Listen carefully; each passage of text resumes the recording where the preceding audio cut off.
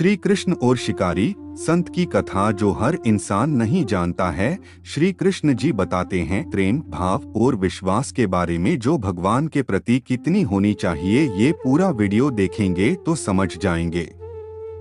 नमस्कार दोस्तों, ईश्वर ज्ञान चैनल पर आपका स्वागत है। ऐसे और वीडियो देखने के लिए चैनल को सब्सक्राइब करें। चलिए शुरू करते हैं आज की कथा। एक बार श्रीमद्भागवत कथा सुनते समय गुरुदेव के मुख से एक कथा सुनी, वो आपके लिए यहाँ पर लिख रहा हूँ। यह कथा सुनकर आपके हृदय में भगवान के लिए प्रेम जरूर जागेगा। एक बार की बात है, एक संत जंगल में कुटिया बनाकर रहते थे और भगवान श्री कृष्ण का पूजा करते थे। संत को यकीन था कि एक ना एक दिन मेरे भगवान श्री कृष्ण मुझे दर्शन जरूर देंगे। एक बार उसी जंगल में एक शिकारी आया। उस शिकारी ने संत की कुटिया देखी।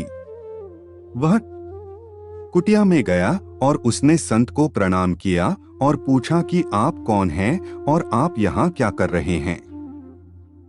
संत ने सोचा, यदि मैं इससे कहूंगा कि मैं भगवान श्री कृष्ण के इंतजार में बैठा हूं, उनका दर्शन मुझे किसी प्रकार से हो जाए, तो शायद इसको ये बात समझ में नहीं आएगी।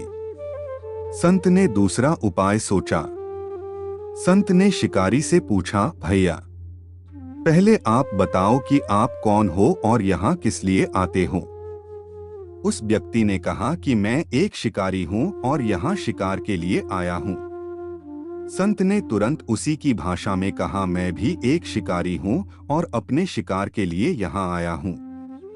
शिकारी ने पूछा, अच्छा संत जी, आप ये बताइए आपका शिकार दिखता कैसे है? आपके शिकार का नाम क्या है? हो सकता है कि मैं आपकी मदद कर दूं। संत ने सोचा, इसे कैसे बताऊं।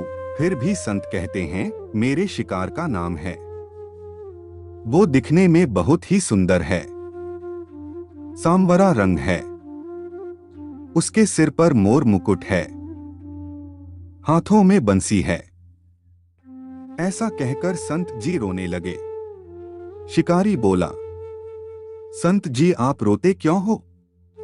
मैं आपके शिकार को जब तक ना पकड़ लूं तब तक पानी भी नहीं पीऊंगा और आपके पास नहीं आऊंगा।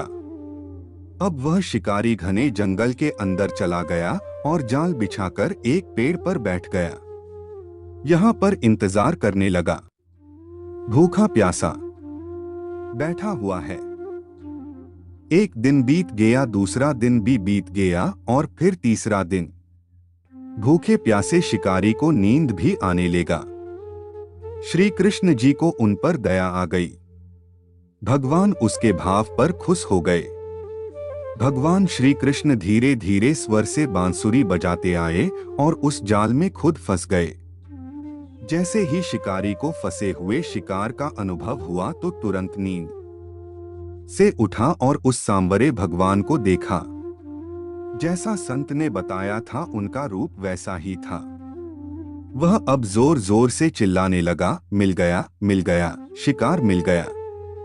शिकारी ने उसे शिकार को जाल समेत कंधे पर बिठा लिया और शिकारी कहता हुआ जा रहा है, आज 3 दिन के बाद मिले हो, खूब भूखा प्यासा रखा, अब तुम्हें मैं छोड़ने वाला नहीं हूं। शिकारी धीरे धीरे कुटिया की ओर बढ़ रहा था। जैसे ही संत की कुटिया आई तो शिकारी ने आवाज लगाई, संत जी, संत जी।